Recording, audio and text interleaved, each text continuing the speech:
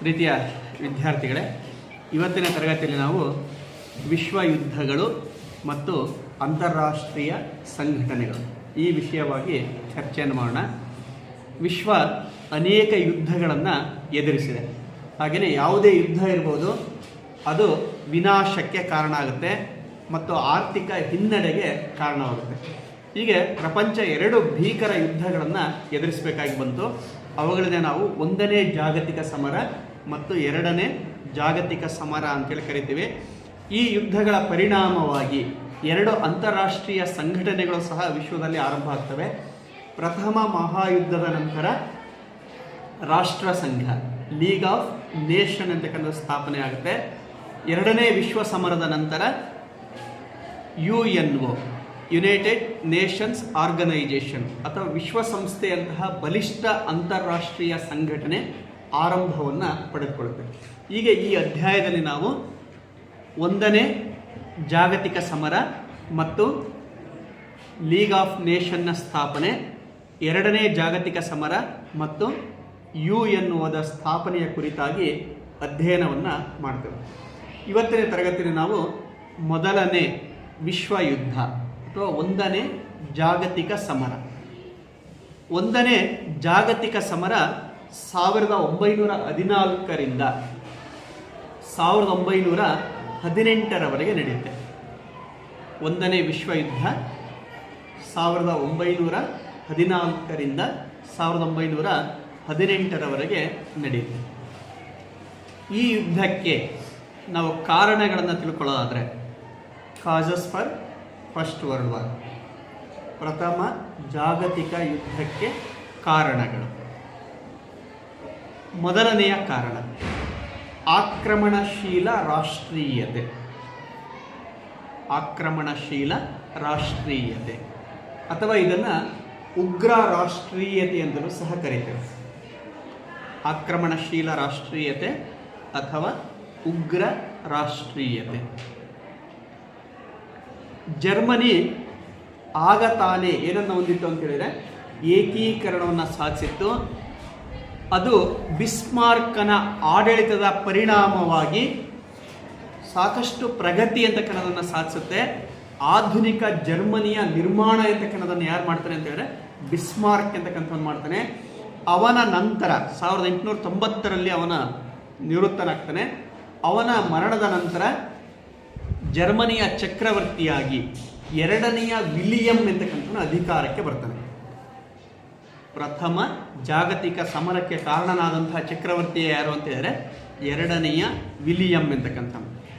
ಆ 2ನೇ ವಿಲಿಯಂ ಅಂತಕ್ಕಂಥವನು ಅನುಸರಿಸಿದ ಉಗ್ರ ರಾಷ್ಟ್ರವಾದವೇ ಯಾವುದಕ್ಕೆ ಕಾರಣ ಆಯಿತು ಅಂತ ಹೇಳಿದ್ರೆ ಪ್ರಥಮ ಮಹಾಯುದ್ಧಕ್ಕೆ ಕಾರಣವಾಯಿತು. 2ನೇ ವಿಲಿಯಂ ಹೇಳ್ತಾನೆ, ಜರ್ಮನ್ನರು ಉನ್ನತ ವರ್ಗದವರು, ಅಂದರೆ ಜರ್ಮನ್ ಜನಾಂಗವೇ ಶ್ರೇಷ್ಠ ಎಂಬ ಮಾತನ್ನು ಹೇಳ್ತಾನೆ. ಅಂದರೆ ಇಡೀ ವಿಶ್ವದಲ್ಲಿಯೇ ಯಾರು ಶ್ರೇಷ್ಠ ಅಂತ ಹೇಳಿದ್ರೆ ಜರ್ಮನ್ನರು ಶ್ರೇಷ್ಠ. ಯಾಕೆ ಅಂತ ಹೇಳಿದ್ರೆ ನಾವು ಉನ್ನತ ವರ್ಗದವರು, ನಾವು ಆರ್ಯರು ಎಂಬ ಮಾತನ್ನು ಹೇಳ್ತಾನೆ.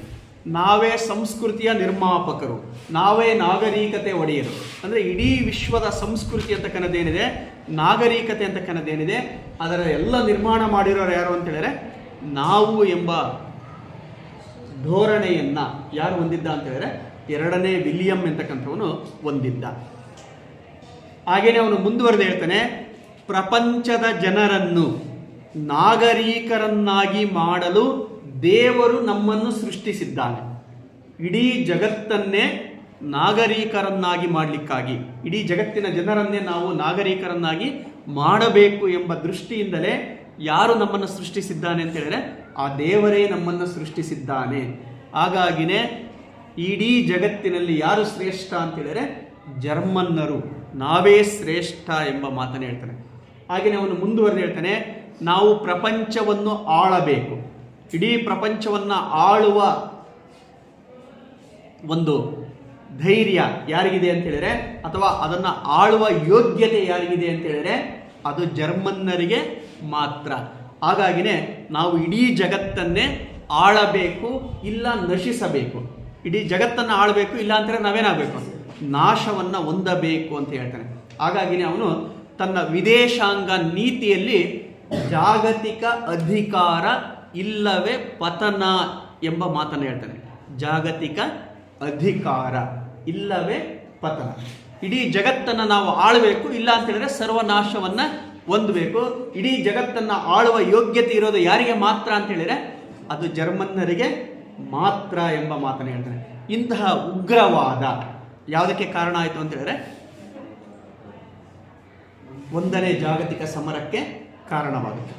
ಹಾಗೇನೆ ಅವನು ಹೇಳ್ತಾನೆ, ಸೈನಿಕ ಶಕ್ತಿ ಇಲ್ಲದ ರಾಜಕೀಯ, ಸೈನಿಕ ಶಕ್ತಿ ಇಲ್ಲದ ರಾಜಕೀಯ ವಾದ್ಯಗೋಷ್ಠಿ ಇಲ್ಲದ ಸಂಗೀತವಿದ್ದಂತೆ ಅಂತಕ್ಕಂಥ ಮಾತನ್ನು ಹೇಳ್ತಾನೆ. ಅಂದರೆ ನಾವು ಸೈನಿಕವಾಗಿ ಏನಾಗಬೇಕು ಅಂತ ಹೇಳಿದ್ರೆ ಬಲಿಷ್ಠ ಆಗಬೇಕು. ನಮ್ಮ ಸೈನಿಕ ಶಕ್ತಿಯಿಂದಲೇ ನಾವು ಜಾಗತಿಕ ಅಧಿಕಾರ ಅಂತಕ್ಕನ್ನೋದನ್ನು ಪಡೆದುಕೊಳ್ಬೇಕು. ಸೈನಿಕ ಶಕ್ತಿ ಇಲ್ಲದೆ ನಾವು ರಾಜಕೀಯವನ್ನು ಮಾಡಲಿಕ್ಕೆ ಹೋದರೆ ಅದು ವಾದ್ಯಗೋಷ್ಠಿ ಇಲ್ಲದ ಸಂಗೀತದಂತಾಗುತ್ತದೆ. ಹಾಗಾದರೆ ಸಂಗೀತ ನಮಗೆ ರುಚಿಸಬೇಕು ಅಂತ ಹೇಳಿದ್ರೆ ಅದ್ರ ಜೊತೆಗೆ ಏನಿರಬೇಕು? ಮ್ಯೂಸಿಕ್ ಅಂತಕ್ಕನ್ನದ್ದು ಇರಬೇಕು. ಮ್ಯೂಸಿಕ್ ಇದ್ದಾಗ ಸಂಗೀತ ಕೇಳಲಿಕ್ಕೆ ನಮಗೆ ಸ್ವಾದ, ರುಚಿ ಅಂತೇಳಿ ಅನಿಸುತ್ತೆ. ಹಾಗಾದರೆ ನಾವು ವಿಶ್ವವನ್ನು ಆಳಬೇಕು ಅಂತ ಹೇಳಿದ್ರೆ ಯಾವ ಶಕ್ತಿ ಬೇಕು? ಸೈನಿಕ ಶಕ್ತಿ ಅಂತಕ್ಕನ್ನೋದು ಬೇಕು. ಇಡೀ ವಿಶ್ವವನ್ನು ಆಳುವ ಯೋಗ್ಯತೆ ಇರೋದು ಯಾರಿಗೆ ಅಂತ ಹೇಳಿದ್ರೆ ಜರ್ಮನ್ನರಿಗೆ ಮಾತ್ರ ಎಂಬ ಮಾತನ್ನು ಇವನು ಹೇಳ್ತಾನೆ. ಹೀಗೆ ಜರ್ಮನ್ನಲ್ಲಿ ಉಗ್ರ ರಾಷ್ಟ್ರೀಯವಾದವನ್ನು ಯಾರು ಪ್ರತಿಪಾದಿಸ್ತಾ ಅಂತ ಹೇಳಿದ್ರೆ ಎರಡನೇ ವಿಲಿಯಂ ಪ್ರತಿಪಾದಿಸ್ತಾನೆ. ಹೀಗಾಗಿನೇ ಜರ್ಮನಿಯ ಜನತೆಯೂ ಸಹ ಯಾರನ್ನ ಬೆಂಬಲಿಸ್ತಾರೆ ಅಂತ ಹೇಳಿದ್ರೆ ಎರಡನೇ ವಿಲಿಯಮ್ಮನನ್ನು ಬೆಂಬಲಿಸ್ತಾರೆ. ಹಾಗೆಯೇ ಜರ್ಮನಿಯ ಯುದ್ಧ ಸಿದ್ಧತೆಗಳು ಬೇರೆ ರಾಷ್ಟ್ರಗಳು ಅನುಮಾನ ದೃಷ್ಟಿಯಲ್ಲಿ ನೋಡುವಂತೆ ಮಾಡ್ತವೆ. ಅವು ಸಹ ಜರ್ಮನಿಯ ವಿರುದ್ಧವಾಗಿ ಒಂದಾಗಿ ಯುದ್ಧಕ್ಕೆ ಸನ್ನದ್ಧತೆಯನ್ನು ಮಾಡ್ತವೆ. ಹಾಗಾಗಿನೇ ಒಂದನೇ ಜಾಗತಿಕ ಸಮರ ಅಂತಕ್ಕಂಥದ್ದು ನಡೆಯುತ್ತೆ. ಈಗ ಜರ್ಮನಿಯಲ್ಲಿ ಉಗ್ರವಾದ ಬೆಳೆದಂತೆ ಇಂಗ್ಲೆಂಡಿನಲ್ಲಿಯೂ ಉಗ್ರವಾದ ಬೆಳೆಯುತ್ತೆ.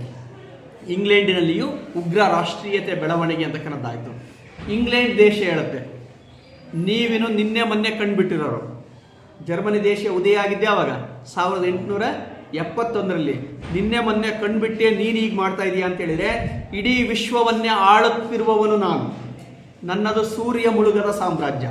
ಇಂಗ್ಲೆಂಡ್ ದೇಶ ಹೇಳ್ತು, ನಾನು ಇಡೀ ವಿಶ್ವವನ್ನೇ ಏನು ಮಾಡ್ತಿದ್ದೀನಿ ಅಂತ ಹೇಳಿದ್ರೆ ಈಗಾಗಲೇ ಆಡಳಿತವನ್ನು ಮಾಡ್ತಾ ಇದ್ದೇನೆ, ನನ್ನದು ಸೂರ್ಯ ಮುಳುಗದ ಸಾಮ್ರಾಜ್ಯ, ನಾವೇ ಶ್ರೇಷ್ಠ ಎಂಬ ಮಾತನ್ನು ಹೇಳುತ್ತೆ. ನಾವು ಬಿಳಿಯರು, ನಾವೇ ಶ್ರೇಷ್ಠ ಎಂಬ ಮಾತನ್ನು ಯಾರು ಹೇಳಿದರು ಅಂತ ಹೇಳಿದ್ರೆ ಇಂಗ್ಲೆಂಡ್ ದೇಶದ ಜನ ಹೇಳುತ್ತೆ. ಅಷ್ಟೇ ಅಲ್ಲ, ನೀನು ಈಗ ತಾನೇ ಕಣ್ಣು ಬಿಡುತ್ತಿರುವ ಕೂಸು, ನಾನು ಇಡೀ ವಿಶ್ವವನ್ನೇ ಆಳ್ತಾ ಇರತಕ್ಕಂಥ ರಾಷ್ಟ್ರ, ಹಾಗೆಯೇ ಇಡೀ ವಿಶ್ವವನ್ನು ಆಳುವ ಅಧಿಕಾರ ನನಗಿದೆಯೇ ಹೊರತು ಯಾರಿಗಿಲ್ಲ, ಜರ್ಮನಿಗೆ ಇಲ್ಲ ಎಂಬ ಮಾತನ್ನು ಇಂಗ್ಲೆಂಡ್ ದೇಶ ಹೇಳುತ್ತೆ. ಹಾಗೆಯೇ ಇಂಗ್ಲೆಂಡಿನಲ್ಲಿಯೂ ಉಗ್ರ ರಾಷ್ಟ್ರೀಯತೆಯ ಬೆಳವಣಿಗೆ ಅಂತಕ್ಕಂಥದ್ದು ಆಯಿತು. ಹಾಗಾಗಿ ಜರ್ಮನಿ ಮತ್ತು ಇಂಗ್ಲೆಂಡ್ ಬದ್ಧ ವೈರಿ ರಾಷ್ಟ್ರಗಳಾಗಿ ಮಾರ್ಪಾಡು ಎಂತಕ್ಕನ್ನೋದನ್ನು ಹೊಂದುತ್ತವೆ. ಹಾಗೆಯೇ ಫ್ರಾನ್ಸ್ ರಾಷ್ಟ್ರ ಹೇಳುತ್ತೆ, ಫ್ರಾನ್ಸ್ ರಾಷ್ಟ್ರ ಜರ್ಮನಿಯ ಬಗ್ಗೆ ದ್ವೇಷ ಭಾವನೆಯನ್ನು ಬೆಳೆಸ್ಕೊಳ್ತಾ ಹೋಗುತ್ತೆ. ಜರ್ಮನಿ ಏಕೀಕರಣವನ್ನು ಸಾಧಿಸುವಾಗ ಅದು ಕೊನೆಯ ಯುದ್ಧವನ್ನು ಮಾಡಿದ್ದೆ ಯಾರ ಜೊತೆಗೆ? ಫ್ರಾನ್ಸಿನ ಜೊತೆಗೆ. 1871ರಲ್ಲಿ ಫ್ರಾನ್ಸ್ ದೇಶವನ್ನು ಸೋಲಿಸಿಯೇ ಫ್ರಾನ್ಸನ್ನು ಹೊರಹಾಕಿ ಜರ್ಮನಿ ದೇಶ ಏನನ್ನು ಸಾಧಿಸಿತ್ತು ಅಂತ ಹೇಳಿದ್ರೆ ಏಕೀಕರಣವನ್ನು ಸಾಧಿಸಿತ್ತು. ಫ್ರಾಂಕೋ ಪ್ರಷ್ಯನ್ ಕದನ ಅಂತಲೇ ಅದು ಕರಿತೀವಿ. ಹಾಗಾಗಿನೇ ಫ್ರಾನ್ಸ್ ಮತ್ತು ಜರ್ಮನಿಗಳು ಬದ್ಧ ವೈರಿ ರಾಷ್ಟ್ರಗಳಾಗಿದ್ದವು. ಹಾಗೆಯೇ ಫ್ರಾನ್ಸ್ಗೆ ಯಾರನ್ನ ಕಂಡ್ರೆ ಆಗ್ತಾ ಇರಲಿಲ್ಲ, ಜರ್ಮನಿಯನ್ನು ಕಂಡ್ರೆ ಆಗ್ತಾ ಇರಲಿಲ್ಲ. ಹಾಗೆಯೇ ಜರ್ಮನ್ನರನ್ನು ಸೋಲಿಸಲೇಬೇಕು ಅಂತೇಳಿ ಫ್ರಾನ್ಸ್ ಬಯಸ್ತಾ ಇತ್ತು. ಫ್ರಾನ್ಸಿನ ಉಗ್ರ ರಾಷ್ಟ್ರೀಯತೆಯನ್ನು ಯಾರು ವಿರೋಧಿಸ್ತಾ ಬಂದರು ಅಂತ ಹೇಳಿದ್ರೆ ಫ್ರಾನ್ಸ್ ರಾಷ್ಟ್ರ ವಿರೋಧಿಸ್ತಾ ಬರುತ್ತೆ. ಹಾಗೆಯೇ ಫ್ರಾನ್ಸ್ ಇಂಗ್ಲೆಂಡಿನ ಜೊತೆಗೆ ಸೇರಿಕೊಳ್ಳುತ್ತೆ. ಫ್ರಾನ್ಸ್ ರಾಷ್ಟ್ರ ಯಾರ ಜೊತೆಗೆ ಸೇರ್ಕೊಂಡ್ರು ಅಂತ ಹೇಳಿದ್ರೆ ಇಂಗ್ಲೆಂಡಿನ ಜೊತೆಗೆ. ಶತ್ರುವಿನ ಶತ್ರು ಯಾವಾಗಲೂ ಏನಾಗ್ತಾನೆ ಅಂತ ಹೇಳಿದ್ರೆ ಮಿತ್ರನಾಗ್ತಾನೆ. ಹಾಗಾಗಿನೇ ಇಂಗ್ಲೆಂಡಿನ ಶತ್ರು ಜರ್ಮನಿ, ಹಾಗೆಯೇ ಜರ್ಮನಿಯ ಶತ್ರು ಫ್ರಾನ್ಸ್. ಹಾಗೆಯೇ ಫ್ರಾನ್ಸ್ ಜರ್ಮನಿಯ ಶತ್ರುವಾದಂಥ ಇಂಗ್ಲೆಂಡಿನ ಜೊತೆಗೆ ಹೋಗಿ ಸೇರಿಕೊಳ್ಳುತ್ತೆ ಮತ್ತು ಅದು ಅವರ ಉಗ್ರ ರಾಷ್ಟ್ರೀಯತೆಗೆ ಬೆಂಬಲ ಅಂತಕ್ಕನ್ನೋದನ್ನು ಕೊಡುತ್ತೆ. ಹೀಗೆ ಉಗ್ರ ರಾಷ್ಟ್ರೀಯತೆಯ ಬೆಳೆದದ್ದೇ ಯಾವುದಕ್ಕೆ ಕಾರಣ ಆಯಿತು ಅಂತ ಹೇಳಿದ್ರೆ ಒಂದನೇ ಜಾಗತಿಕ ಸಮರಕ್ಕೆ ಕಾರಣ ಆಯಿತು. ಜರ್ಮನಿ ನಾನು ಶ್ರೇಷ್ಠ ಅಂತ ಹೇಳಿದ್ರೆ ಇಂಗ್ಲೆಂಡ್ ನಾನು ಶ್ರೇಷ್ಠ ಅಂತೇಳಿ ಹೇಳುತ್ತೆ. ಈ ಶ್ರೇಷ್ಠತೆಯ ಭಾವನೆಯೇ ಎರಡೂ ರಾಷ್ಟ್ರಗಳನ್ನು ಎಲ್ಲಿಗೆ ತಂದು ನಿಲ್ಲಿಸಿದ್ವು ಅಂತ ಹೇಳಿದ್ರೆ ಯುದ್ಧದ ಹೊಸ್ತಿಲಿಗೆ ತಂದು ನಿಲ್ಲಿಸ್ತವೆ. ಹಾಗೆಯೇ ಒಂದನೇ ಜಾಗತಿಕ ಸಮರ ನಡೀತು. ಇನ್ನು ಎರಡನೆಯ ಕಾರಣ ಶಕ್ತಿ ಬಣಗಳ ಉದಯ. ಶಕ್ತಿ ಬಣಗಳ ಉದಯ.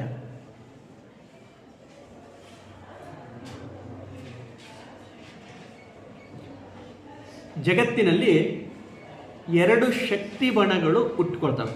ಪ್ರಥಮ ಮಹಾಯುದ್ಧದ ಕಾಲಾವಧಿಯಲ್ಲಿ ಜಗತ್ತು ಎರಡು ಭಾಗಗಳಾಗಿ ವಿಭಜನೆ ಆಗುತ್ತೆ, ಎರಡು ಶಕ್ತಿ ಬಣಗಳಾಗಿ ವಿಭಜನೆ ಅಂತಕ್ಕನ್ನೋದನ್ನು ಹೊಂದಿದೆ. ಅದಕ್ಕೆ ಕಾರಣ ಏನು ಅಂತ ಹೇಳಿದ್ರೆ ಉಗ್ರ ರಾಷ್ಟ್ರೀಯತೆಯ ಬೆಳವಣಿಗೆ. ಆ ಉಗ್ರ ರಾಷ್ಟ್ರೀಯತೆಯ ಬೆಳವಣಿಗೆಯ ನಾವೇ ಶ್ರೇಷ್ಠ ಎಂಬ ಭಾವನೆಯನ್ನು ಆ ರಾಷ್ಟ್ರಗಳಲ್ಲಿ ಮನೆ ಮಾಡುವಂತೆ ಮಾಡಿ ಒಂದು ರಾಷ್ಟ್ರ ಮತ್ತೊಂದು ರಾಷ್ಟ್ರವನ್ನು ದ್ವೇಷಿಸುವಂತೆ, ಅಸೂಯೆಯಿಂದ ನೋಡುವಂತೆ, ಮತ್ಸರ ಪಡುವಂತೆ ಮಾಡುತ್ತೆ. ಈ ಅಸೂಯೆ, ದ್ವೇಷ, ಮತ್ಸರವೇ ಯಾವುದಕ್ಕೆ ಕಾರಣ ಆಯಿತು ಅಂತ ಹೇಳಿದ್ರೆ ಶಕ್ತಿ ಬಣಗಳ ಉದಯಕ್ಕೆ ಕಾರಣ ಆಗುತ್ತೆ. ಹಾಗೆಯೇ ಯುರೋಪಿನಲ್ಲಿ ಅನೇಕ ಗುಪ್ತ ಒಪ್ಪಂದಗಳು ನಡೀತವೆ. ಆ ಗುಪ್ತ ಒಪ್ಪಂದಗಳೇ ಜಗತ್ತನ್ನು ಎರಡು ಭಾಗಗಳಾಗಿ ವಿಭಜನೆ ಅಂತಕ್ಕನ್ನೋದನ್ನು ಮಾಡ್ತವೆ. ಜರ್ಮನಿ, ಆಸ್ಟ್ರಿಯಾ ಮತ್ತು ಇಟಲಿ. ಜರ್ಮನಿ, ಆಸ್ಟ್ರಿಯಾ ಮತ್ತು ಇಟಲಿ ಈ ಮೂರೂ ರಾಷ್ಟ್ರಗಳು ಸೇರಿಕೊಂಡು ಒಂದು ಒಕ್ಕೂಟವನ್ನು ರಚಿಸ್ತವೆ. ಆ ಒಕ್ಕೂಟವನ್ನು ಟ್ರಿಪಲ್ ಅಲಯನ್ಸ್ ಅಂತೇಳಿ ಕರೆಯಲಾಗುತ್ತೆ. Triple alliance. ಇದನ್ನು ನಿಮಗೆ 2 ಅಂಕಕ್ಕೆ ಪ್ರಶ್ನೆಯನ್ನು ಕೇಳ್ತಾರೆ. ಟ್ರಿಪಲ್ ಅಲಯನ್ಸ್ನ ರಾಷ್ಟ್ರಗಳನ್ನು ಹೆಸರಿಸಿ ಅಂತೇಳಿ. ಜರ್ಮನಿ, ಆಸ್ಟ್ರಿಯಾ ಮತ್ತು ಇಟಲಿ ಈ ಮೂರೂ ರಾಷ್ಟ್ರಗಳು ಸೇರಿಕೊಂಡು ಏನನ್ನು ರಚಿಸಿಕೊಂಡ್ರು ಅಂತ ಹೇಳಿದ್ರೆ ಟ್ರಿಪಲ್ ಅಲಯನ್ಸ್ ಎಂಬ ಒಕ್ಕೂಟವನ್ನು ರಚನೆಯನ್ನು ಮಾಡಿಕೊಳ್ತಾರೆ. ಆ ನಂತರ ಇದಕ್ಕೆ ವಿರುದ್ಧವಾಗಿ ಟ್ರಿಪಲ್ ಆಂಟಿಟಿ ಎಂಬ ಬಣವನ್ನು ಇಂಗ್ಲೆಂಡ್, ಫ್ರಾನ್ಸ್ ಮತ್ತು ರಷ್ಯಾ ಸೇರಿ ರಚಿಸ್ಕೊಳ್ತವೆ. ಇಂಗ್ಲೆಂಡ್, ಫ್ರಾನ್ಸ್ ಮತ್ತು ರಷ್ಯಾ ಆ ಮೂರೂ ರಾಷ್ಟ್ರಗಳು ಸೇರಿಕೊಂಡು ಟ್ರಿಪಲ್ ಆಂಟಿಟಿ ಎಂಬ ಒಕ್ಕೂಟವನ್ನು ರಚಿಸ್ತವೆ. ಹಾಗಾಗಿನೇ ಯುರೋಪ್ 2 ಭಾಗ ಆಯಿತು. ಒಂದು ಜರ್ಮನಿ, ಆಸ್ಟ್ರಿಯಾ ಮತ್ತು ಇಟಲಿ, ಅದನ್ನು ಟ್ರಿಪಲ್ ಅಲಯನ್ಸ್ ಅಂತೇಳಿ ಕರಿತೀವಿ. ಇನ್ನೊಂದು ಇಂಗ್ಲೆಂಡ್, ಫ್ರಾನ್ಸ್ ಮತ್ತು ರಷ್ಯಾ ಇವು ಸೇರಿಕೊಂಡು ಟ್ರಿಪಲ್ ಆಂಟಿಟಿ ಅಂತಕ್ಕಂಥ ಬಣವನ್ನು ರಚನೆಯನ್ನು ಮಾಡ್ಕೊಳ್ತೇವೆ. ಈ ಎರಡೂ ಬಣಗಳ ನಡುವಿನ ಕಿತ್ತಾಟವೇ ಯಾವುದಕ್ಕೆ ಕಾರಣ ಆಗುತ್ತೆ ಅಂತ ಹೇಳಿದ್ರೆ ಪ್ರಥಮ ಮಹಾಯುದ್ಧಕ್ಕೆ ಕಾರಣ ಆಗುತ್ತೆ. ಹೀಗೆ ಜಗತ್ತು ಅಥವಾ ಯುರೋಪ್ 2 ಶಕ್ತಿ ಬಣಗಳಾಗಿ ವಿಭಜನೆಯಾಗಿದ್ದೇ ಯಾವುದಕ್ಕೆ ಕಾರಣ ಆಯಿತು ಅಂತ ಹೇಳಿದ್ರೆ 1ನೇ ಜಾಗತಿಕ ಸಮರಕ್ಕೆ ಕಾರಣ ಆಯಿತು. ಈ ಶಕ್ತಿ ಬಣಗಳು ಹುಟ್ಟದೇ ಹೋಗಿದ್ದರೆ ಯಾವುದು ನಡೀತಾ ಇರಲಿಲ್ಲ, 1ನೇ ವಿಶ್ವ ಯುದ್ಧ ಅಂತಕ್ಕಂಥದ್ದೇ ನಡೀತಾ ಇರಲಿಲ್ಲ. ಇನ್ನು 3ನೆಯ ಕಾರಣ ಬಗೆಹರಿಯದ ಗಡಿ ಸಮಸ್ಯೆಗಳು. ಬಗೆಹರಿಯದ ಗಡಿ ಸಮಸ್ಯೆಗಳು ಯುರೋಪಿನ ಅನೇಕ ರಾಷ್ಟ್ರಗಳ ನಡುವೆ ಗಡಿ ಸಮಸ್ಯೆಗಳಿದ್ದವು. ಇವತ್ತಿಗೂ ಸಹ ಭಾರತ ಮತ್ತು ಪಾಕಿಸ್ತಾನದ ನಡುವೆ ವೈರತ್ವ ಇದೆ ಅಲ್ವಾ? ಅದಕ್ಕೆ ಕಾರಣ ಏನು? ಕಾಶ್ಮೀರ ಅಲ್ವಾ? ವಿವಾದಿತ ಕಾಶ್ಮೀರದ ಪ್ರದೇಶ ಅಂತಕ್ಕನ್ನೋದೇನಿದೆ ಅದನ್ನೇ ನಾವು POK ಅಂತೇಳಿ ಕರಿತೀವಿ. ಪಾಕ್ ಅಕ್ಯುಪೈಡ್ ಕಾಶ್ಮೀರ್ ಅಂತೇಳಿ ಕರಿತೀವಿ. ಪಾಕ್ ಆಕ್ರಮಿತ ಕಾಶ್ಮೀರ. ಅದು ನನಗೆ ಸೇರಬೇಕು ಅಂತೇಳಿ ಭಾರತ ಹೇಳುತ್ತೆ, ನನಗೆ ಸೇರಬೇಕು ಅಂತೇಳಿ ಪಾಕಿಸ್ತಾನ ಹೇಳುತ್ತೆ. ಹಾಗಾಗಿನೇ 2 ರಾಷ್ಟ್ರಗಳು ಬದ್ಧ ವೈರಿ ರಾಷ್ಟ್ರಗಳಾಗಿ ಮಾರ್ಪಾಡನ್ನು ಹೊಂದಿವೆ. ಹಾಗೆಯೇ ಯಾವುದೇ ದೇಶದ ಗಡಿ ಸಮಸ್ಯೆ ಆ 2 ರಾಷ್ಟ್ರಗಳನ್ನು ಏನನ್ನಾಗಿ ಮಾಡುತ್ತೆ ಅಂತ ಹೇಳಿದ್ರೆ ವೈರಿ ರಾಷ್ಟ್ರಗಳನ್ನಾಗಿ ಮಾಡುತ್ತೆ.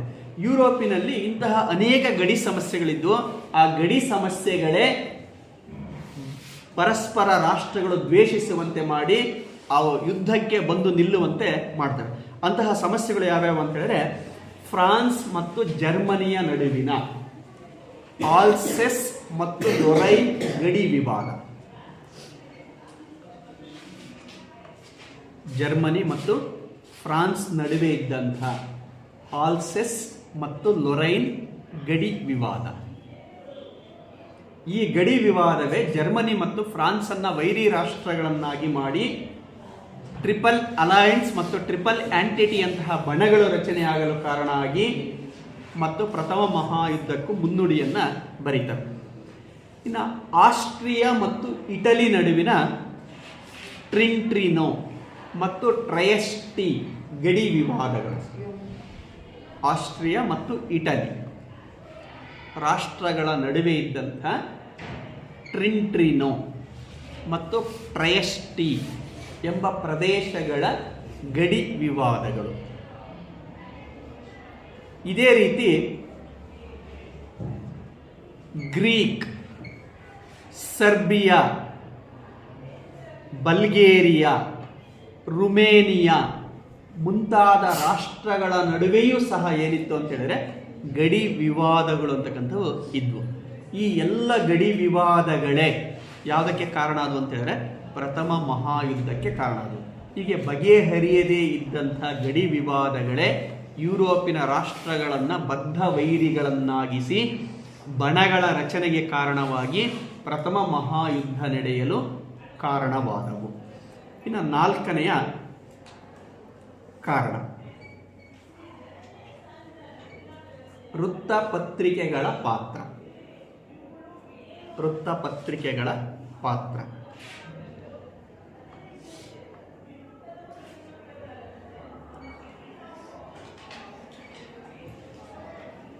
ಯುರೋಪಿನ ವೃತ್ತಪತ್ರಿಕೆಗಳಲ್ಲಿ ಬರ್ತಾ ಇದ್ದಂಥ ವಿಷಯಗಳು ಯುದ್ಧ ಪ್ರಚಾರವನ್ನು ಮಾಡ್ತಾ ಇದ್ವು. ಯುರೋಪಿನ ವೃತ್ತಪತ್ರಿಕೆಗಳಲ್ಲಿ ಹರಿತಾ ಇದ್ದಂಥ ದ್ವೇಷ, ಅಸೂಯೆಯ ಭಾವನೆಗಳೇ, ಯುದ್ಧಾಸಕ್ತ ವಿಷಯಗಳೇ ಯುರೋಪಿನಲ್ಲಿ ಯುದ್ಧದ ಕಾರ್ಮೋಡ ಕೈಬಿಯುವಂತೆ ಮಾಡಿದ್ರು. ಪ್ರತಿದಿನ ಪತ್ರಿಕೆಗಳಲ್ಲಿ ಬರೀ ಯುದ್ಧದ ವಿಷಯಗಳೇ, ಒಂದು ರಾಷ್ಟ್ರ ಮತ್ತೊಂದು ರಾಷ್ಟ್ರವನ್ನು ದ್ವೇಷಿಸಿ ಬರಿತಾ ಇದ್ದಂಥ ವಿಷಯಗಳೇ, ಉಗ್ರ ರಾಷ್ಟ್ರೀಯತೆಯನ್ನು ಬೆಂಬಲಿಸಿದಂಥ ವಿಷಯಗಳೇ ಪತ್ರಿಕೆಗಳಲ್ಲಿ ಬರ್ತಾ ಇದ್ವು. ಹಾಗೆಯೇ ಆ ಪತ್ರಿಕೆಗಳನ್ನು ಓದ್ತಾ ಇದ್ದಂಥ ಜನರ ಮನಸ್ಸಿನಲ್ಲಿಯೂ ಶಾಂತಿಯ ಬದಲಾಗಿ ಯಾವುದು ಬೇಕಾಯಿತು ಅಂತ ಹೇಳಿದ್ರೆ ಯುದ್ಧವನ್ನೇ ಬೆಂಬಲಿಸುವಂತೆ ಮಾಡಿದ್ರು. ಈಗ ವೃತ್ತಪತ್ರಿಕೆಗಳಲ್ಲಿ ಹರಿತಾ ಇದ್ದಂಥ ವಿಷಯಗಳೇ ಜಗತ್ತನ್ನು ಶಾಂತಿಯ ಕಡೆಯಿಂದ ಯಾವುದ ಕಡೆಗೆ ತೆಗೆದುಕೊಂಡು ಹೋದು ಅಂತ ಹೇಳಿದ್ರೆ ಯುದ್ಧದ ಕಡೆಗೆ ತೆಗೆದುಕೊಂಡು ಹೋದು.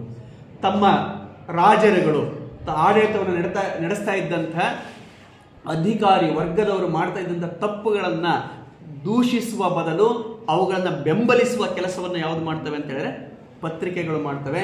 ಹಾಗೆಯೇ ಪತ್ರಿಕೆಗಳಲ್ಲಿ ಹರಿದಾಡ್ತಾ ಇದ್ದಂಥ ಯುದ್ಧಾಸಕ್ತ ವಿಷಯಗಳೇ ಪ್ರಥಮ ಮಹಾಯುದ್ಧಕ್ಕೆ ಕಾರಣವಾದವು. ಇನ್ನು ಯುದ್ಧ ನೀತಿಯ ಪ್ರಚಾರ,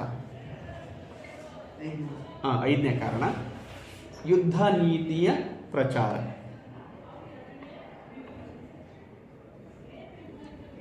ಕೆಲವು ವ್ಯಕ್ತಿಗಳು ಯುದ್ಧ ನೀತಿಯನ್ನು ಬೆಂಬಲಿಸುವ ಕೆಲಸವನ್ನು ಮಾಡ್ತಾರೆ. ಅದರಲ್ಲಿ ಪ್ರಮುಖರು ಅಂತ ಹೇಳಿದ್ರೆ ಮಿರಾಬು ಎಂತಕ್ಕಂಥದ್ದು. ಮಿರಾಬು ಇವನು ಹೇಳ್ತಾನೆ, ಯುದ್ಧವು ಜರ್ಮನಿಯ ರಾಷ್ಟ್ರೀಯ ಕೈಗಾರಿಕೆ. ಯುದ್ಧವು ಜರ್ಮನಿಯ ರಾಷ್ಟ್ರೀಯ ಕೈಗಾರಿಕೆ ಎಂಬ ಮಾತನ್ನು ಹೇಳ್ತಾರೆ. ಅಂದರೆ ಯುದ್ಧ ಜರ್ಮನ್ನರ ಪ್ರತಿಷ್ಠೆ. ಹಾಗಾದರೆ ಜರ್ಮನ್ನರು ಏನನ್ನು ನಡೆಸಬೇಕು? ಯುದ್ಧವನ್ನೇ ನಡೆಸಬೇಕು ಎಂಬ ಮಾತನ್ನು ಹೇಳ್ತಾರೆ. ಇನ್ನು ಟ್ರಯಟ್ಸ್ಕಿ ಅಂತಕ್ಕಂಥವನು, ಟ್ರಯಟ್ಸ್ಕಿ ಇವನು ಹೇಳ್ತಾನೆ, ಬಲವೇ ನ್ಯಾಯದ ಸಂಕೇತ. ಬಲವೇ ನ್ಯಾಯದ ಸಂಕೇತ. ಮೈಟ್ ಈಸ್ ರೈಟ್ ಎಂಬ ಮಾತನ್ನು ಹೇಳ್ತಾನೆ.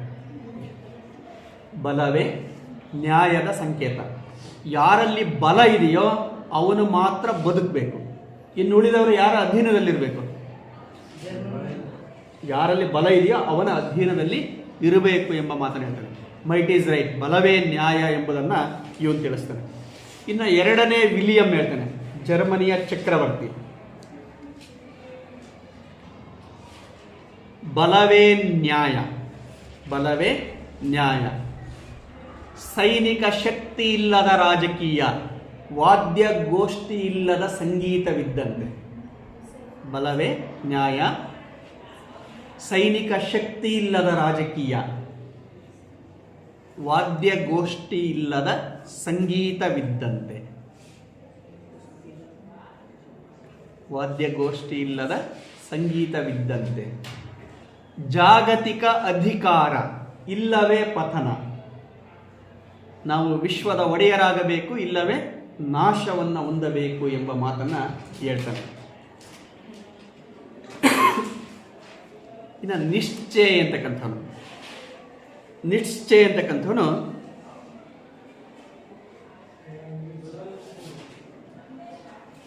ಯುದ್ಧ ಮತ್ತು ಧೈರ್ಯ ಸಾಧಿಸಬಲ್ಲ ಕಾರ್ಯವನ್ನು, ಯುದ್ಧ ಮತ್ತು ಧೈರ್ಯ ಸಾಧಿಸಬಲ್ಲ ಕಾರ್ಯವನ್ನು ನೆರೆ ರಾಷ್ಟ್ರಗಳೊಡನೆ ಪ್ರೇಮ ಮತ್ತು ಬಾಂಧವ್ಯ ಸಾಧಿಸಲಾರದು. ನಾವು ಪ್ರೀತಿಯಿಂದ ಸ್ನೇಹದಿಂದ ಸಾಧಿಸಲಿಕ್ಕಾಗದೇ ಇರತಕ್ಕಂಥದ್ದನ್ನು ಯಾವುದರಿಂದ ಸಾಧಿಸ್ಬೋದು ಅಂತ ಹೇಳಿದ್ರೆ ಯುದ್ಧ ಮತ್ತು ಧೈರ್ಯದಿಂದ ಸಾಧಿಸಬಹುದು. ಹಾಗಾಗಿನೇ ಸ್ನೇಹಕ್ಕಿಂತಲೂ ಯಾವುದು ಮುಖ್ಯ? ಯುದ್ಧವೇ ಮುಖ್ಯ ಎಂಬುದನ್ನು ನಿಶ್ಚಯ ಅಂತಕ್ಕಂಥವನು ಹೇಳ್ತಾನೆ. ಹೀಗೆ ಇಂತಹ ಯುದ್ಧ ನೀತಿಯನ್ನು ಬೆಂಬಲಿಸ್ತಕ್ಕಂತಹ ಹೇಳಿಕೆಗಳು, ಯುದ್ಧ ನೀತಿಯನ್ನು ಬೆಂಬಲಿಸ್ತಕ್ಕಂಥ ವ್ಯಕ್ತಿಗಳಿಂದಾಗಿನೇ ಯಾವುದು ನಡೀತು ಅಂತ ಹೇಳಿದ್ರೆ 1ನೇ ಜಾಗತಿಕ ಸಮರ ಅಂತಕ್ಕಂಥದ್ದು ನಡೀತು. ನೆಕ್ಸ್ಟ್ ಕಾರಣ ಅಂತಾರಾಷ್ಟ್ರೀಯ ಸಂಘಟನೆಯ ಕೊರತೆ. ಅಂತಾರಾಷ್ಟ್ರೀಯ ಸಂಘಟನೆಯ ಕೊರತೆ. ಇವತ್ತು 3ನೇ ವಿಶ್ವ ಯುದ್ಧ ಜಗತ್ತಿನಲ್ಲಿ ನಡೆದಿಲ್ಲ. ಅದಕ್ಕೆ ಕಾರಣ ಏನು? ವಿಶ್ವಸಂಸ್ಥೆಯಂತಹ ಬಲಿಷ್ಠ ಅಂತಾರಾಷ್ಟ್ರೀಯ ಸಂಘಟನೆ ಇದೆ. ಹಾಗಾಗಿನೇ ಅದು 3ನೇ ವಿಶ್ವದ ಯುದ್ಧದ ಆತಂಕದಿಂದ ಜಗತ್ತನ್ನು ಪಾರು ಮಾಡುವ ಕೆಲಸ ಅಂತಕ್ಕನ್ನೋದನ್ನು ಮಾಡಿದೆ.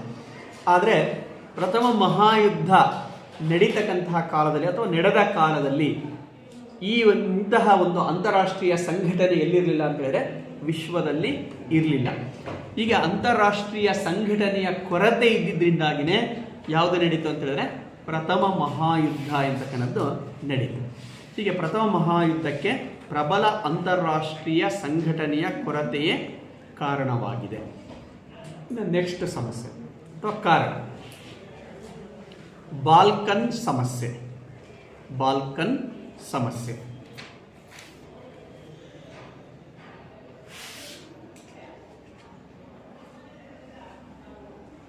ಸರ್ಬಿಯಾ, ರುಮೇನಿಯಾ, ಬಲ್ಗೇರಿಯಾ, ಜೆಕೋಸ್ಲೋವಿಯಾ, ಯುಗೋಸ್ಲೋವಿಯಾ ಮುಂತಾದಂಥ ಎಲ್ಲ ರಾಜ್ಯಗಳನ್ನು ಸೇರಿದ ಪ್ರದೇಶ ಅಂತಕ್ಕನ್ನೋದೇನಿದೆ ಅದನ್ನೇ ಏನಂತ ಕರೀತಾರೆ ಅಂತ ಹೇಳಿದ್ರೆ ಬಾಲ್ಕನ್ ಅಂತೇಳಿ ಕರೆಯಲಾಗುತ್ತೆ.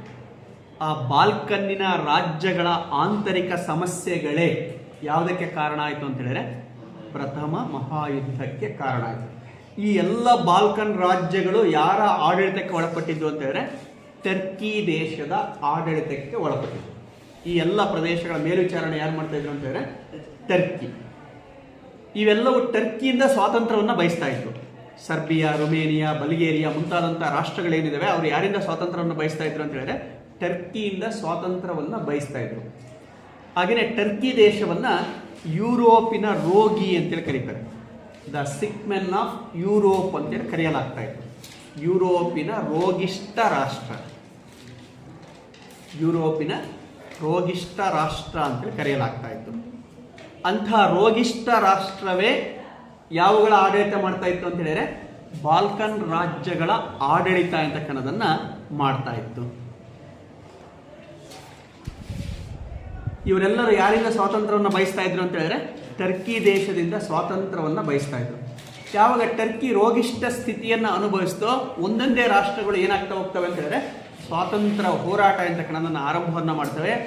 ಅವರಿಗೆಲ್ಲ ಯಾರು ಬೆಂಬಲವನ್ನು ಕೊಡ್ತಾ ಹೋದ್ರು ಅಂತ ಹೇಳಿದ್ರೆ ರಷ್ಯಾ ದೇಶ ತನ್ನ ಬೆಂಬಲವನ್ನು ಕೊಡ್ತಾ ಹೋಗುತ್ತೆ. ಹಾಗಾಗಿನೇ ಬಾಲ್ಕನ್ ರಾಜ್ಯಗಳೆಲ್ಲವೂ ರಷ್ಯಾ ದೇಶವನ್ನು ಏನಂತ ಕರೀತವೆ ಅಂತ ಹೇಳಿದ್ರೆ ಹಿರಿಯಣ್ಣ ಅಂತೇಳಿ ಕರೀತವೆ. ಹಾಗೆಯೇ ರಷ್ಯಾವನ್ನು ಬಾಲ್ಕನ್ ರಾಜ್ಯಗಳ ಹಿರಿಯಣ್ಣ ಅಂತೇಳಿ ಕರೀತಾರೆ. ಬಾಲ್ಕನ್ ರಾಜ್ಯಗಳ ಹಿರಿಯಣ್ಣ. ಹಾಗಾಗಿನೇ ರಷ್ಯಾ ಮತ್ತು ಟರ್ಕಿಯ ನಡುವೆ ದ್ವೇಷ ಬೆಳೆಯುತ್ತೆ. ರಷ್ಯಾ ಮತ್ತು ಟರ್ಕಿ ದೇಶಗಳ ನಡುವೆ ಏನು ಬೆಳೀತು ಅಂತ ಹೇಳಿದ್ರೆ ವೈಷಮ್ಯ. ರಷ್ಯಾ ಬಾಲ್ಕನ್ ರಾಜ್ಯಗಳಿಗೆ ಸ್ವತಂತ್ರ ಕೊಡಿಸ್ಲಿಕ್ಕೆ ಹೊರಡುತ್ತೆ. ಆದರೆ ಸ್ವಾತಂತ್ರ್ಯ ಕೊಡಲಿಕ್ಕೆ ಯಾರು ಸಿದ್ಧ ಇರಲಿಲ್ಲ? ಟರ್ಕಿ ದೇಶ ಸಿದ್ಧ ಇರಲಿಲ್ಲ. ಆದರೆ ಅವುಗಳನ್ನು ರಕ್ಷಿಸಿಕೊಳ್ಳುವ ಸ್ಥಿತಿಯಲ್ಲಿ ಯಾವುದಿರಲಿಲ್ಲ, ಟರ್ಕಿ ದೇಶ ಅಂತಕ್ಕನ್ನೋದಿರಲಿಲ್ಲ. ಹಾಗೆಯೇ ರಷ್ಯಾದ ಪ್ರಭಾವ ಹೆಚ್ಚಾಗುತ್ತೆ. ಬಾಲ್ಕನ್ನಲ್ಲಿ ಯಾರ ಪ್ರಭಾವ ಹೆಚ್ಚಾಯಿತು ಅಂತ ಹೇಳಿದ್ರೆ ರಷ್ಯಾದ ಪ್ರಭಾವ ಅಂತಕ್ಕನ್ನೋದು ಹೆಚ್ಚಾಯಿತು. ಹಾಗೆಯೇ ಬಾಲ್ಕನ್ ರಾಜ್ಯಗಳೆಲ್ಲವೂ ಯಾರು ಹೇಳಿದಂತೆ ಕೇಳ್ತಾ ಇದ್ವು ಅಂತ ಹೇಳಿದ್ರೆ ರಷ್ಯಾ ಹೇಳಿದಂತೆ ಕೇಳ್ತಾ ಇದ್ದು. ಇದನ್ನು ಟರ್ಕಿ ಸಹಿಸಲಿಲ್ಲ. ಅದೇ ರೀತಿ ಆಸ್ಟ್ರಿಯಾ ದೇಶ ಬಾಲ್ಕನ್ ರಾಜ್ಯಗಳಲ್ಲಿ ಪ್ರವೇಶವನ್ನು ಮಾಡುತ್ತೆ. ಈಗ ರಷ್ಯಾ ಪ್ರವೇಶ ಮಾಡಿತ್ತು, ಈಗ ಯಾರು ಪ್ರವೇಶ ಮಾಡಿದ್ರು? ಆಸ್ಟ್ರಿಯಾ ದೇಶವು ಬಾಲ್ಕನ್ನಲ್ಲಿ ಪ್ರವೇಶ ಅಂತಕ್ಕನ್ನೋದನ್ನು ಮಾಡುತ್ತೆ. ಬೋಸ್ನಿಯಾ ಮತ್ತು ಹರ್ಜಗೋವಿಯಾ ಎಂಬ ಪ್ರದೇಶಗಳನ್ನು ಆಸ್ಟ್ರಿಯಾ ವಶಪಡಿಸಿಕೊಳ್ಳುತ್ತೆ. ಬೋಸ್ನಿಯಾ ಮತ್ತು ಹರ್ಜಗೋವಿಯಾ ಎಂಬ ಪ್ರದೇಶಗಳನ್ನು ಆಸ್ಟ್ರಿಯಾ ದೇಶ ವಶಪಡಿಸಿಕೊಳ್ಳುತ್ತೆ. ಈ ಕ್ರಮವನ್ನು ಮತ್ತೊಂದು ಬಾಲ್ಕನ್ ರಾಜ್ಯ ಸರ್ಬಿಯಾ ವಿರೋಧಿಸುತ್ತೆ. ಬೋಸ್ನಿಯಾ ಮತ್ತು ಹರ್ಜಗೋವಿಯಾಗಳನ್ನು ಆಸ್ಟ್ರಿಯಾ ದೇಶ ವಶಪಡಿಸಿಕೊಂಡ ನೀತಿಯನ್ನು ಸರ್ಬಿಯಾ ದೇಶ ವಿರೋಧಿಸುತ್ತೆ. ರಷ್ಯಾ, ಬಾಲ್ಕನ್ ರಾಷ್ಟ್ರಗಳ ಹಿರಿಯಣ್ಣ ಯಾರು? ರಷ್ಯಾ ಸರ್ಬಿಯಾದ ನೆರವಿಗೆ ಬರುತ್ತೆ. ಸರ್ಬಿಯಾದ ನೆರವಿಗೆ ಯಾರು ಬಂದರು ಅಂತ ಹೇಳಿದ್ರೆ ರಷ್ಯಾ ದೇಶ ಬಂತು. ಹಾಗಾಗಿನೇ ರಷ್ಯಾ ಟರ್ಕಿ ವೈರಿ ರಾಷ್ಟ್ರಗಳಾಗಿದ್ದು, ಈಗ ರಷ್ಯಾ ಮತ್ತು ಆಸ್ಟ್ರಿಯಾ ದೇಶಗಳು ಏನಾಗ್ತವೆ ಅಂತ ಹೇಳಿದ್ರೆ ವೈರಿ ರಾಷ್ಟ್ರಗಳಾಗಿ ಮಾರ್ಪಾಡು ಎಂತಕ್ಕನ್ನೋದನ್ನು ಹೊಂದುತ್ತವೆ. ಹೀಗೆ ಬಾಲ್ಕನ್ ರಾಜ್ಯಗಳ ಹಿತಾಸಕ್ತಿಯೇ ಟರ್ಕಿ ರಷ್ಯಾವನ್ನು ವಿರೋಧಿಗಳನ್ನಾಗಿ ಮಾಡಿದ್ದು, ಆಸ್ಟ್ರಿಯಾ ಮತ್ತು ಟರ್ಕಿ ದೇಶಗಳನ್ನು ವಿರೋಧಿ ರಾಷ್ಟ್ರಗಳನ್ನಾಗಿ ಮಾಡ್ತವೆ. ಈ ಪರಸ್ಪರ ದ್ವೇಷ ವೈಷಮ್ಯಗಳು ಬೆಳೀಲಿಕ್ಕೆ ಕಾರಣವೇ ಯಾವುದು ಅಂತ ಹೇಳಿದ್ರೆ ಬಾಲ್ಕನ್ ಪ್ರದೇಶ. ಈ ಬಾಲ್ಕನ್ನಿನ ಸಮಸ್ಯೆಗಳೇ ವಿಶ್ವವನ್ನು ಯಾವ ಕಡೆಗೆ ತೆಗೆದುಕೊಂಡು ಹೋಗುವುದು ಅಂತ ಹೇಳಿದ್ರೆ ಪ್ರಥಮ ಮಹಾಯುದ್ಧದತ್ತ ಕೊಂಡೊಯ್ಯುವ ಕೆಲಸವನ್ನು ಮಾಡ್ತವೆ. ಹಾಗೆಯೇ ಬಿಸ್ಮಾರ್ಕ್ ಒಂದು ಮಾತನ್ನು ಹೇಳ್ತಾರೆ. ಜರ್ಮನಿಯ ಚಾನ್ಸಲರ್, ಪ್ರಧಾನಿಯಾಗಿದ್ದಂಥ ಬಿಸ್ಮಾರ್ಕ್ ಒಂದು ಮಾತನ್ನು ಹೇಳಿರ್ತಾರೆ. ಪ್ರಪಂಚದಲ್ಲಿ ಮಹಾಯುದ್ಧವೇನಾದರೂ ಸಂಭವಿಸಿದರೆ, ಪ್ರಪಂಚದಲ್ಲೇನಾದರೂ ಮಹಾಯುದ್ಧ ಸಂಭವಿಸಿದರೆ ಅದು ಬಾಲ್ಕನ್ನಿನಿಂದಲೇ ಆರಂಭವಾಗುತ್ತದೆ ಎಂಬ ಮಾತನ್ನು ಹೇಳಿದ್ದ. ಅದು ಎಲ್ಲಿಂದ ಆರಂಭ ಆಗುತ್ತೆ ಅಂತ ಹೇಳಿದ್ರೆ ಬಾಲ್ಕನ್ನಿನಿಂದಲೇ ಆರಂಭ ಆಗುತ್ತೆ. ಹಾಗೇನೆ ಪ್ರಥಮ ಮಹಾಯುದ್ಧ ಆರಂಭ ಆಗಿದ್ದು ಎಲ್ಲಿಂದಲೇ ಅಂತ ಹೇಳಿದ್ರೆ ಬಾಲ್ಕನ್ನಿಂದಲೇ ಆರಂಭ ಆಯಿತು. ಯಾರ ಭವಿಷ್ಯ ನಿಜ ಆಯಿತು ಅಂತ ಹೇಳಿದ್ರೆ ಬಿಸ್ಮಾರ್ಕ್ನ ಭವಿಷ್ಯ ಅಂತಕ್ಕಂಥ ನಿಜ ಆಗುತ್ತೆ. ಹೀಗೆ ಪ್ರಥಮ ಮಹಾಯುದ್ಧ ಅಥವಾ ವಿಶ್ವಯುದ್ಧ ಏನಾದರೂ ಸಂಭವಿಸಿದರೆ ಅದು ಎಲ್ಲಿಂದ ಸಂಭವಿಸುತ್ತೆ ಅಂತ ಹೇಳಿದ್ರೆ ಬಾಲ್ಕನ್ನಿಂದಲೇ ಸಂಭವಿಸುತ್ತದೆ ಎಂದು ತಿಳಿಸಿದಂಥ ಬಿಸ್ಮಾರ್ಕ್ನ ಮಾತು ನಿಜ ಆಗಿ ಬಾಲ್ಕನ್ನಿಂದಲೇ ಪ್ರಥಮ ಮಹಾಯುದ್ಧ ಅಂತಕ್ಕಂಥದ್ದು ಸ್ಫೋಟವಾಯಿತು. ಇನ್ನು ಕೊನೆಯ ಕಾರಣ ತತ್ಕ್ಷಣದ ಕಾರಣ. ತತ್ಕ್ಷಣದ ಕಾರಣ, ಇಮಿಡಿಯೇಟ್ ಕಾಸ್. ಪ್ರಥಮ ಮಹಾಯುದ್ಧಕ್ಕೆ ತತ್ಕ್ಷಣದ ಕಾರಣ. ಪ್ರಥಮ ಮಹಾಯುದ್ಧಕ್ಕೆ ತತ್ಕ್ಷಣದ ಕಾರಣ ಯಾವುದು ಅಂತ ಹೇಳಿದ್ರೆ ಸರಾಜಿವೋ ಬಿಕ್ಕಟ್ಟು, ಸರಾಜಿವೋ ಘಟನೆ ಅಥವಾ ಸರಾಜಿವೋ ಬಿಕ್ಕಟ್ಟು.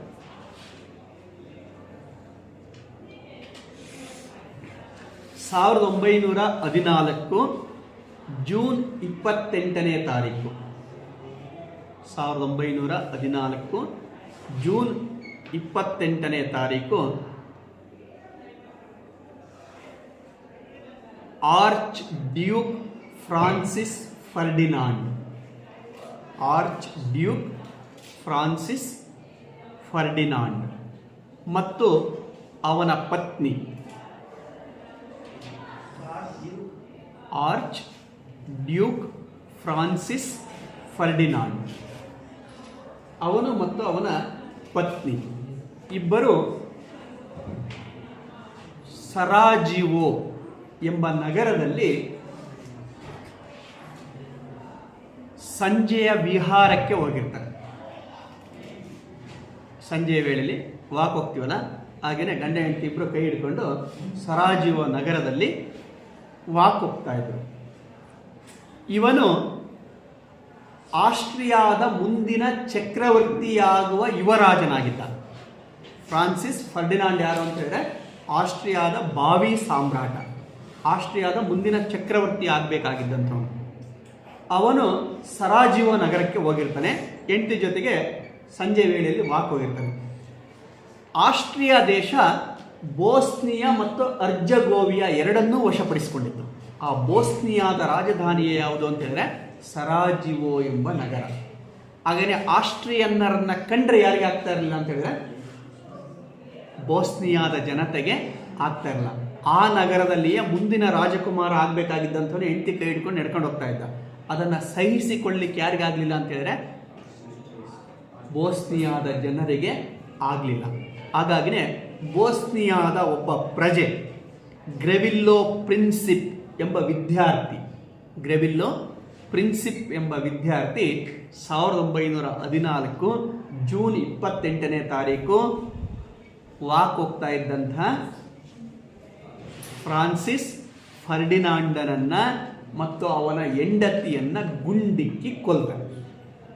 ಅವರಿಬ್ಬರನ್ನ ಯಾರು ಕೊಂದ ಅಂತ ಹೇಳಿದ್ರೆ ಗ್ರೆವಿಲ್ಲೋ ಪ್ರಿನ್ಸಿಪ್ ಎಂಬ ವಿದ್ಯಾರ್ಥಿ 1914 ಜೂನ್ 28ನೇ ತಾರೀಕು ಆಸ್ಟ್ರಿಯಾದ ಮುಂದಿನ ಚಕ್ರವರ್ತಿಯಾಗಬೇಕಿದ್ದಂತಹ ಫ್ರಾನ್ಸಿಸ್ ಫರ್ಡಿನಾಂಡನನ್ನ ಮತ್ತು ಅವನ ಹೆಂಡತಿಯನ್ನ ಗುಂಡಿಕ್ಕಿ ಕೊಲ್ತಾರೆ. ಈ ಘಟನೆ ಯಾವುದಕ್ಕೆ ಕಾರಣ ಆಯಿತು ಅಂತ ಹೇಳಿದ್ರೆ ಪ್ರಥಮ ಮಹಾಯುದ್ಧಕ್ಕೆ ಕಾರಣ. ಆಸ್ಟ್ರಿಯಾ ಈ ಘಟನೆಯಿಂದ ತಮ್ಮ ಮುಂದಿನ ಭಾವಿ ರಾಜನನ್ನು ಯಾರು ಕಳ್ಕೊಂಡ್ರು? ಆಸ್ಟ್ರಿಯಾ ದೇಶ ಕಳ್ಕೊಂಡ್ರು. ಹಾಗೆಯೇ ಆಸ್ಟ್ರಿಯಾ ಈ ಘಟನೆಯಿಂದ ತೀವ್ರ ನೋವನ್ನು ಅನುಭವಿಸುತ್ತೆ ಮತ್ತು ತತ್ಕ್ಷಣಕ್ಕೆ ಬೋಸ್ನಿಯಾ ದೇಶಕ್ಕೆ, ಸರ್ಬಿಯಾ ದೇಶಕ್ಕೆ ಎಚ್ಚರಿಕೆಯನ್ನು ಕೊಡುತ್ತೆ. ಮುಂದಿನ 48 ಗಂಟೆಗಳ ಒಳಗಾಗಿ ನೀನು ಈ ಘಟನೆಗೆ ಬೇಷರ ಕ್ಷಮೆಯನ್ನು ಕೇಳಬೇಕು ಮತ್ತು ನನಗೆ ಪರಿಹಾರವನ್ನು ಕೊಡಬೇಕು ಅಂತ ಹೇಳ್ತಾರೆ. ನನ್ನ ಮುಂದಿನ ರಾಜಕುಮಾರನನ್ನು ನೀನು ಹತ್ಯೆ ಮಾಡಿದೀಯಾ, ಹಾಗಾಗಿನೇ ಇದಕ್ಕೆಲ್ಲ ಕಾರಣ ಯಾರು? ನೀನೇ.